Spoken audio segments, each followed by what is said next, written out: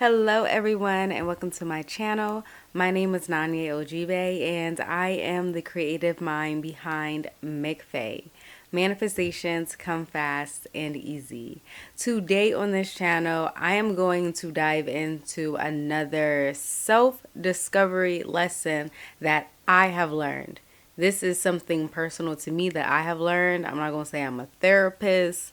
I'm not going to say like I'm a guru, I'm an expert, and I can solve all your problems. I just want to share something that has helped me, that has benefited me in my life, allowing me to align myself with higher frequencies, a higher vibration, my highest self. And I share that with hopes that you may do the same. All right, so let's get into this video. So in this video, I want to speak on triggers and how our triggers are hindering us from reaching higher vibrations, to feel free, to go with the flow and go with the ease of what life has to bring us, what life has to teach us. And this is because we are spiritual co-creators. We co-create our reality with our highest power, with source energy, which is God. We as human beings are the highest living frequency when it comes to what is closest to God energy. We have the ability to choose, to know what is right and what is wrong. And because we have free will, we have also created fear, created illusion. We believe in fear. We believe in illusions because we believe in our creations. We believe things with so much conviction. We believe some of our fears with so much conviction that it has to be manifested within our reality. We feel so much lack and despair sometimes in our mind. So we have to allow that to manifest within our reality. If that's what we see and that's what we feel within, that is what is going to be projected on the outside.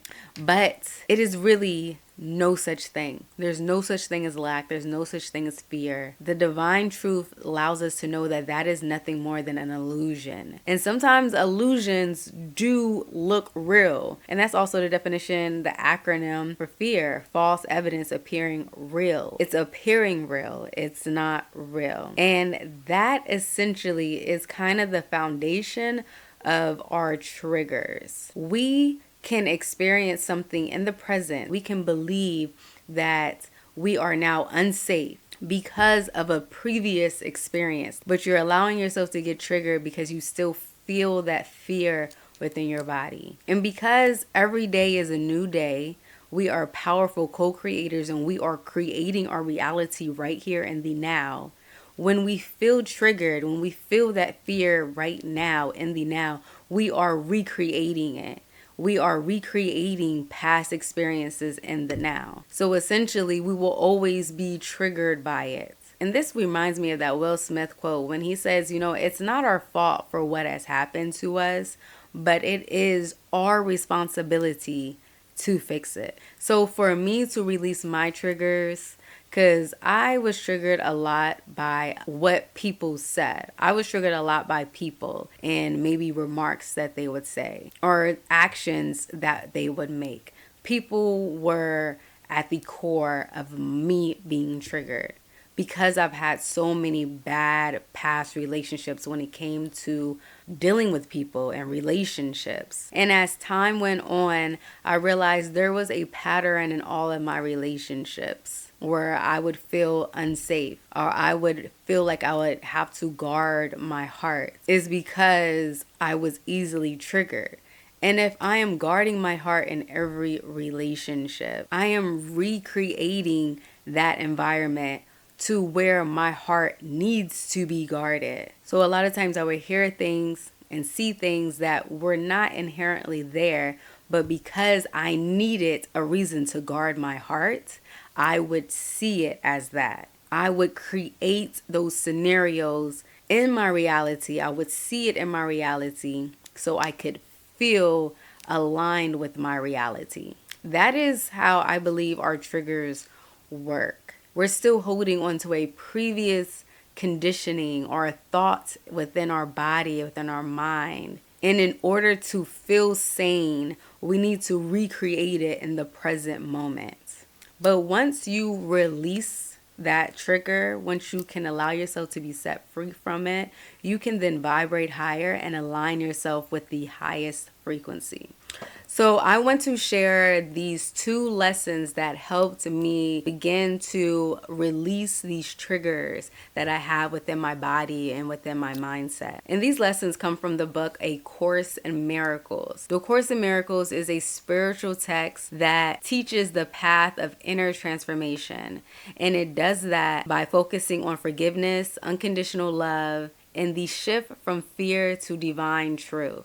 And the first lesson is to give everything that you see no meaning. This practice of looking at everything that you see and telling yourself that it has no inherent meaning allows you to begin to undo your thoughts and your beliefs and your attachment to the world as you currently right now perceive it. Seeing something and thinking that it means nothing, it opens a path for a new way of thinking. It allows a paradigm shift. It allows you a new way of thinking that is not based on judgment, but something based in truth. Because at the end of the day, nothing really does have inherent meaning. That is the first lesson, okay? I'm going to get into the second lesson because it ties into it. But really, when you look at something, it really has no meaning. So the practice is to sit around and look at everything in your room and just list off things. Like, this book has no meaning. I got stuff written in it. It can mean something, but at the end of the day, it has no meaning. My earrings has no meaning. My hat, it has no meaning. My phone has no meaning. It means nothing. This camera means nothing. This video that I'm posting, it means nothing. This couch, it means nothing. Like, when you practice this over and over again and really think about it, like really allow yourself to receive that in your mindset, that it really means nothing. This will allow you to loosen the grip of what you previously thought that it meant, of past meanings and past experiences. And once we loosen the grip and let go of what we think it is, this will allow a new belief and a new vision of something that is real, the vision of love and truth rather than personal biases. So the first lesson is, once you can look at your room, look at your environment, and even go past the window, like look at the cars, look at the street, look at the trees, everything has no meaning. When I first did this practice, I felt lighter. I felt like things weren't as heavy. Like my mind wasn't thinking so much. So this is perfect for anyone that's an overthinker. Just allowing yourself to not think is liberating. Because I can be an overthinker and I can think like, well, why did they do that? Or why did they say that? Or what does that mean? But when you start to repeat that it has no meaning, it's like that's your answer. So you don't have to overthink about it. It has no meaning. And that's it. Let it go. It's free.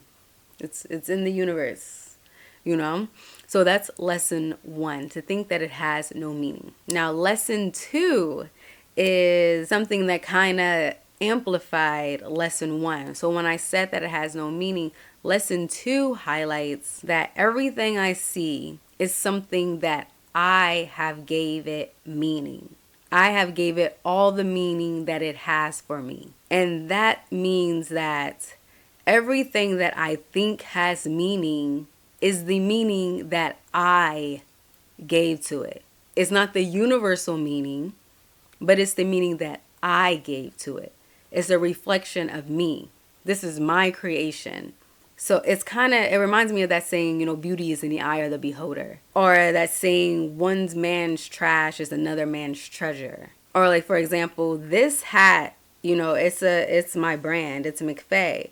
And this could be so sentimental to me. Like, it was one of my first brand hats. And it means something to me. I might want to pass this down to my children and tell them the stories of my YouTube channel, because I gave it that meaning. It's my brand's hat. It's the start of a YouTube channel. It's me taking a risk on myself. Like, it means so much. So I gave this hat meaning. But like according to the first lesson, it has no meaning. But according to the second one, it has the meaning that I gave it. So someone else seeing this hat may think like it's just a black bucket hat. And someone else might not even like bucket hats. So they might look at it and think it is the ugliest, most hideous thing they have ever seen. Someone else who loves bucket hats may think, oh my goodness, this is bomb. Like, I want to pay $1 million for it. I could really hype it up and be like, oh, this is so sentimental. It means so much. And I could probably put that value on it, you know? Like, we are so much of a co-creator. We create our reality. So at the end of the day, we are aligned with love. We are love. We are the highest frequency. And the highest frequency is all encompassing. It's all around us. If we do not see it, it's because we're choosing to not see it. And we're choosing to focus on the lack. We're choosing to believe in an illusion. And that illusion is based on maybe TV. It's based on social media. It's based on previous conditioning. It's based on what your parents told you. It's based on what your friends said. It's based on a thought you had or something you read in a book. Like, it's not necessarily real. It's a previous experience. Right now is the only thing that matters, and you can choose what you want to believe in. You can choose how you want to feel. You can choose where you want your focus to go. When I truly grasped this idea, I allowed myself to stop getting triggered because I gave myself new meanings to the things that would trigger me. Like, for an example, I remember when I was in an energy of where I am sharing myself, I'm sharing my day, I'm just talking about something to do with me, and it could really be nothing that deep. I'm just talking about my day. I'm talking about my favorite color, you know, and somebody can cut me off in the middle of what I'm saying and say something about them or change the subject. I would immediately shut down and be like, oh, this person thinks I'm annoying them. This person don't care anything about me because they obviously were not listening. They could care less about me. They hate me. Like, it would go so deep, all because I was cut off. And that's because something that happened with me in my childhood. Like, I remember I gave myself that belief when I was younger, when I would always get so excited about telling my parents or telling, you know, my sister about something. And especially my sister, you know, she was a teenager at the time, and she would cut me off all the time, and it would hurt my feelings.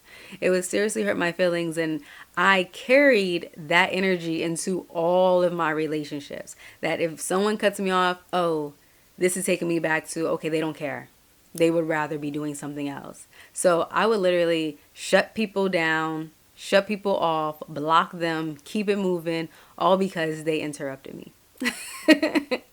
But at the end of the day, when I started practicing that, when someone interrupts me, that it has no meaning, like, and just be able to look at it for facts, if that's what it is, they cut me off, and I gave it no meaning. And I realized the lesson number 2, that I was the one saying that it's because they dislike me, or I'm saying that they don't care. I did all of that when I was able to really acknowledge that and sit with that. When people now cut me off, I keep talking. I'm like, excuse me, no, I wasn't finished. Now I gave it a new meaning. I gave it a meaning for me to speak up a little louder. You know what I mean? Like, I no longer made myself a victim with my thoughts, but instead I reframed it to something that made me have an opportunity to become powerful, to stand in my power. And that took practice. That was a whole process. But with these 2 lessons, it allowed me to start the process. This process allowed me to change my triggers, and it has been liberating. It's like a new self-discovery that I have about myself, and it's allowing me to raise my vibration. It's allowing me to own my power. It's allowing me to really feel more authentic and connected to my higher power. So if you are also dealing with triggers and you feel like there is some block with you manifesting your best life in your reality, try this practice and let me know how it goes. Okay, if you enjoyed this video, I love you so much. I appreciate you for watching to this point. Please go ahead and like and subscribe. Mwah. Love you all, and I will see you next week. Bye.